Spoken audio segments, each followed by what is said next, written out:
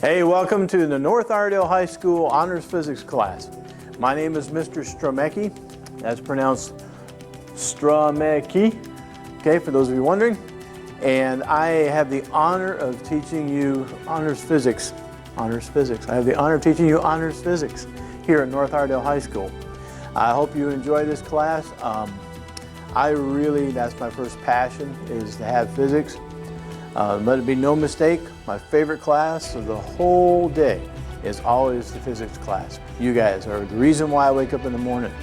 Okay, so if you ever have any questions about careers, about the schoolwork, of course, any of that, I don't want you to hesitate 1 minute. I always want you to feel free and feel comfortable emailing me or calling me, Zooming, or of course when you come up in here in the class, always just stop by and ask me any kind of questions you want. I'd be glad to help you out, okay? A couple of things. This is just going to be an introduction into the course so you understand what it's about, what is going to be required. We're going to go over the syllabus really quick, and then I'll get into a few other things about Canvas and how this is going to operate with the Canvas. All right, a couple of things. First of all, if you're wondering what in the world is physics, that's a great question to start first before I get into all this stuff. Physics, I mean, you can probably get 10 different definitions from 10 different books, okay? After having been in physics, I can tell you from standing back and looking at the world of physics, to me what physics is that energy takes on so many different forms all around us. When you eat your breakfast in the morning, it turns it into chemical energy. If you wind up an old clock with a spring, that is a type of mechanical energy that's wound up in there, some sort of an elastic energy.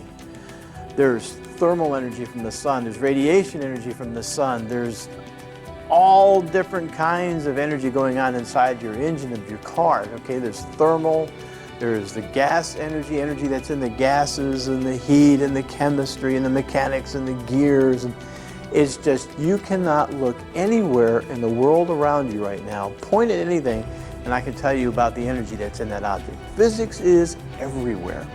So if you're one of those kind of people that just likes to learn a little bit of something about almost everything around you, you're probably going to really like physics, okay? And it's my joy to get to be able to share that with you and hope that you get as much enjoyment out of it as I do, okay? Now, a couple of topics. Now, physics, the field of physics, of course, is enormous, okay?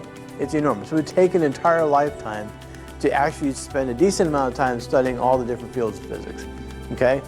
So in the state of North Carolina, they have reduced it down to these main topics, right, okay? Now these topics are just very, very general. We're going to get in a lot more detail in each one of these. First thing we're going to do is start talking about motion, okay?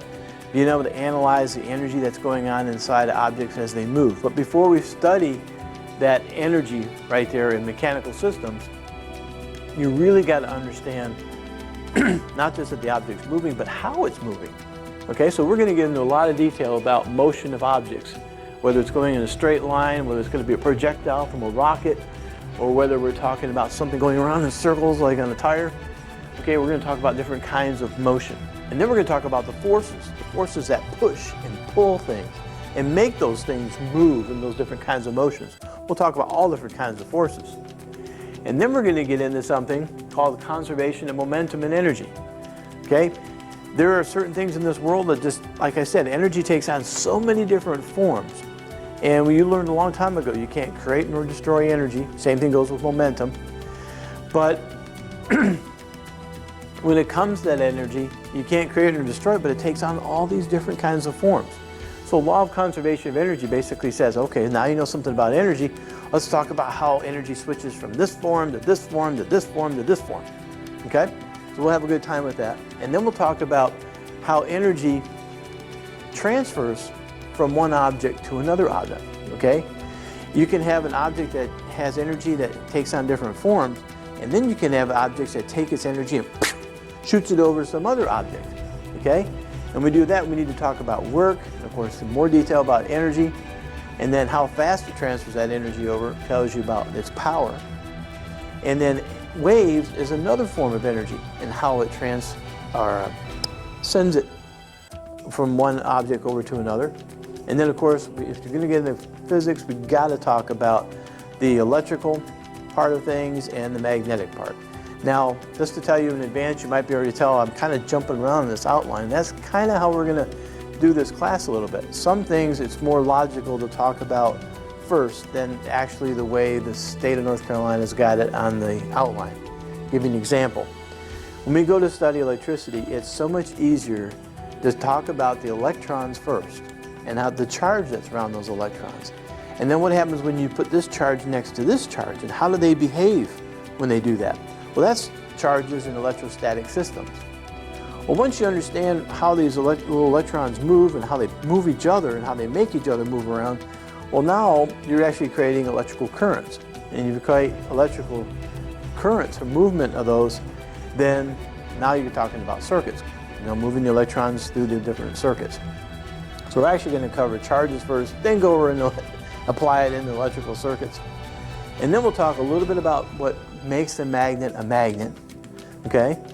And then, well, believe it or not, the world of magnetism, magnets, and the world of electricity are actually overlapped, okay? So when we finish this course off, we're actually going to talk about electromagnetism.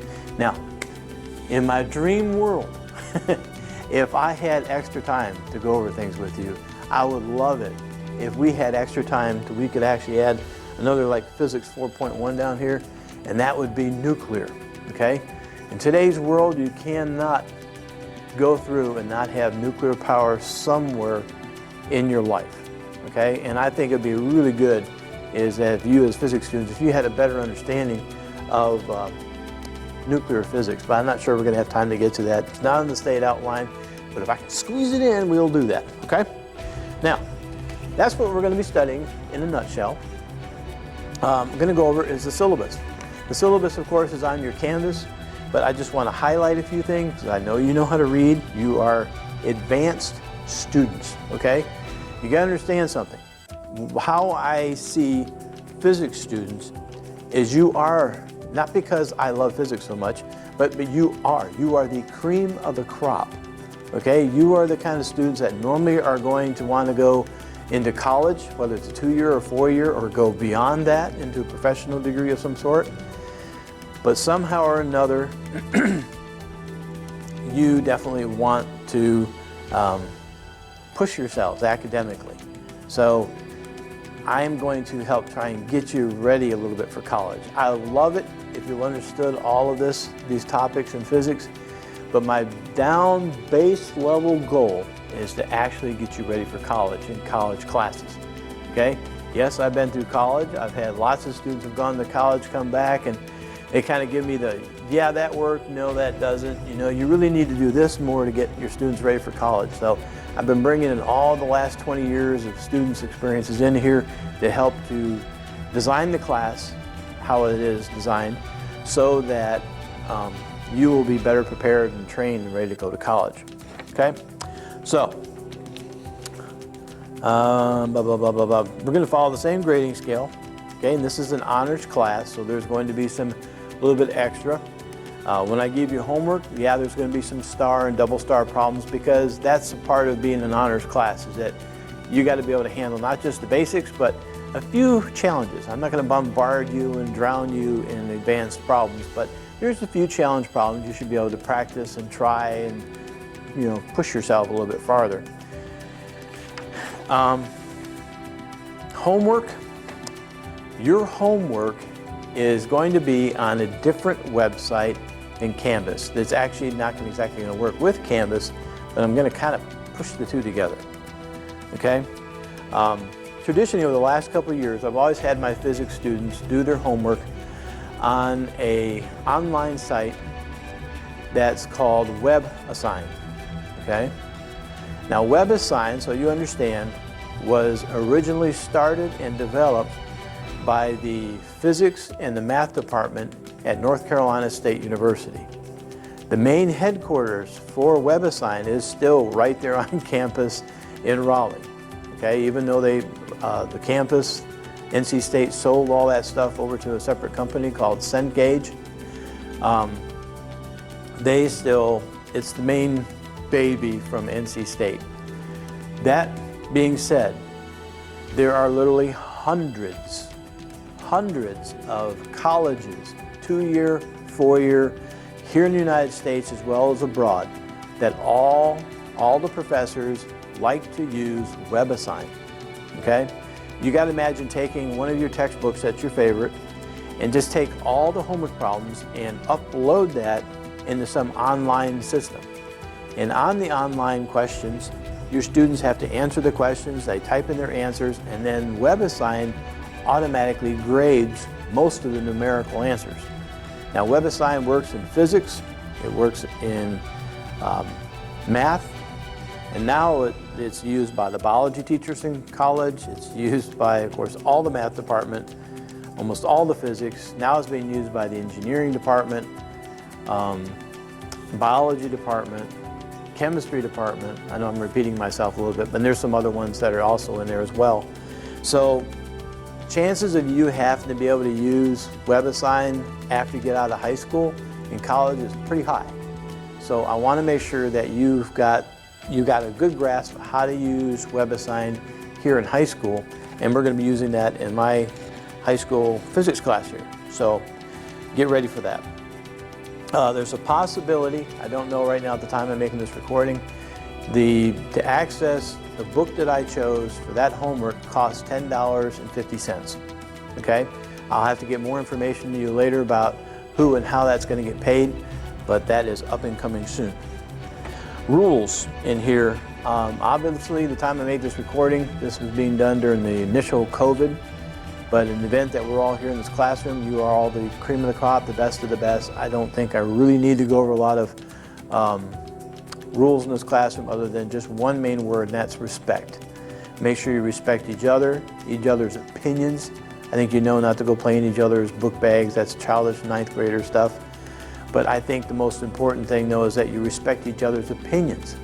Okay, when you're getting help with a homework problem, you don't shoot somebody else's idea down. If you're working on building a project together where you got to design and engineer something, that's also, you got to respect each other's opinions and then try and come up with a good model that incorporates a bunch of the good ideas together. That's a great skill that you're going to need, not just for the project here in this class, but for college and for life later on. Okay? So always respect each other. Now, lab activities, let me mention the lab activities to you. If this course is going to be fully online, like go 100% online, then we're going to have live interaction labs. Okay, some of the labs I'll try and tell you, I'll try and see if there's a way for you to do the lab at home with your own equipment or supplies at home.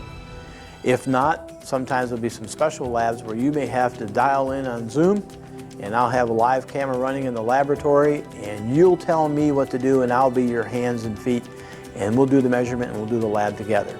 Okay? But we'll still do that. We'll still make sure that I want to make sure you're ready and know how to handle physics equipment, how to write a college level lab report. It's really not that difficult. And I want to make sure that you're ready for all that.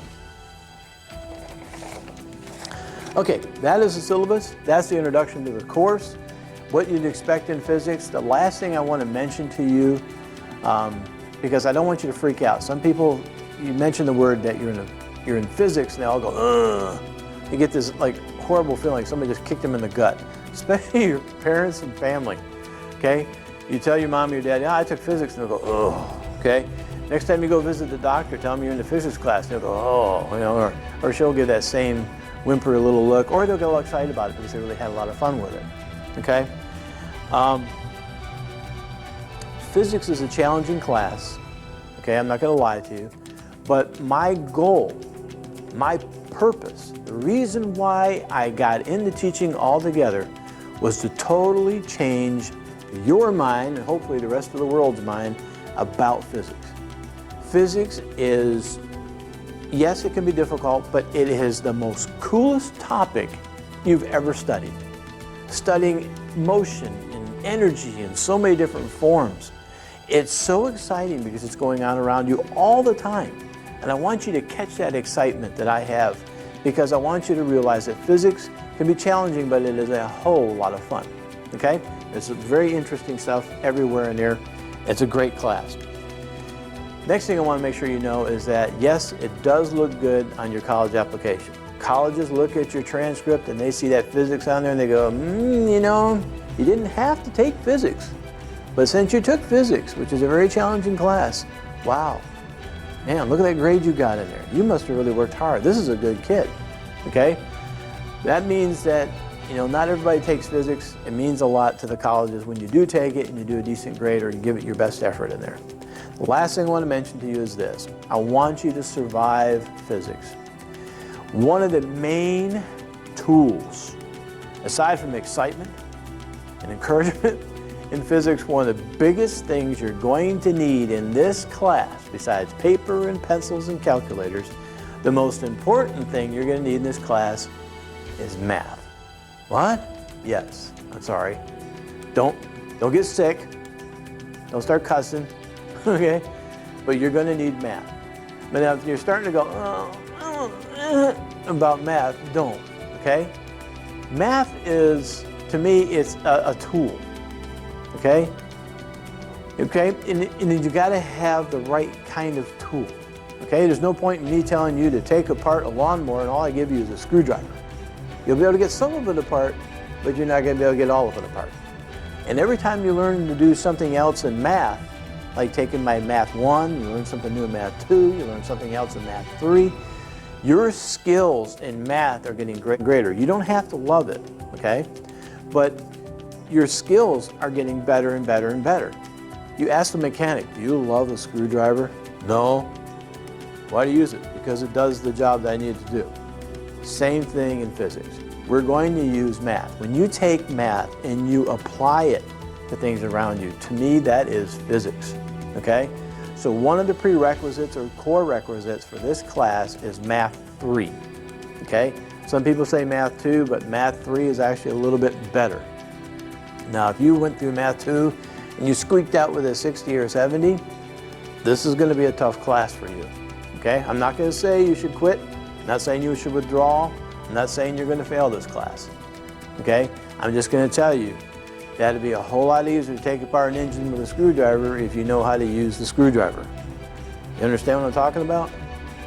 So you got to get over your fear or quit telling yourself, I don't like math, okay? Just get over that. It is a tool. It is a functional tool that you're going to have to learn how to use. And the cool part is that when you start to use it in this class, all of a sudden you had this huge aha experience where you sit there and you go, oh, that's why we do all that crazy stuff in math class.